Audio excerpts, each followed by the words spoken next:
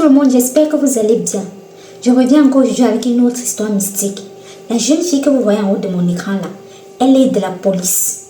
Elle est décédée mystiquement. Qu'est-ce qui s'est passé? En fait, elle était en service dans le Grand Nord.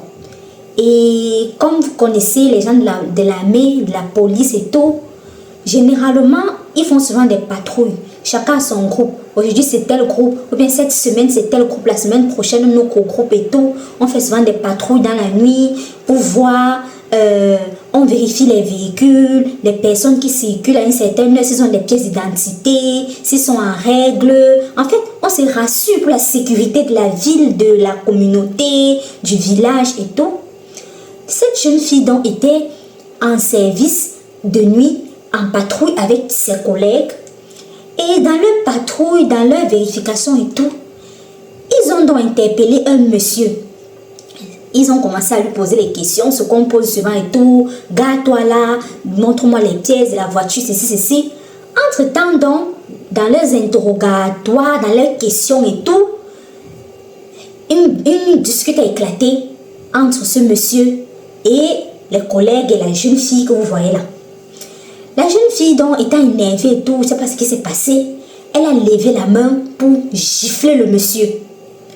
Quand elle lève la main et gifle le monsieur, sa main cale. Elle n'arrive pas à gifler le monsieur, elle ne peut pas baisser sa main. Elle entre dans... en fait, elle tombe. Elle n'arrive pas, elle ne bouge pas, elle tombe là, elle s'écroule. On apporte, on amène à l'hôpital, on appelle sa famille, on arrive à l'hôpital, l'hôpital dit que ça, ce n'est pas une histoire qu'on va gérer ici là. Nous, on n'a pas encore vu ça.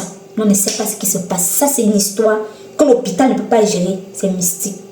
On la porte, on l'amène dans son village où elle a suivi des traitements traditionnels et tout. On a tout fait.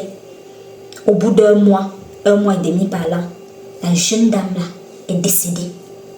Mystiquement, tragiquement. La main est calée, la main n'arrivait pas à se baisser. La main ne pouvait plus bouger, rien.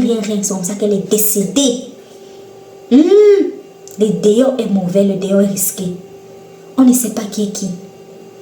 Les gens circulent là. Parce qu'on va dire que oui, c'était la nuit et tout. Même en journée, on en trouve combien de fois la nuit.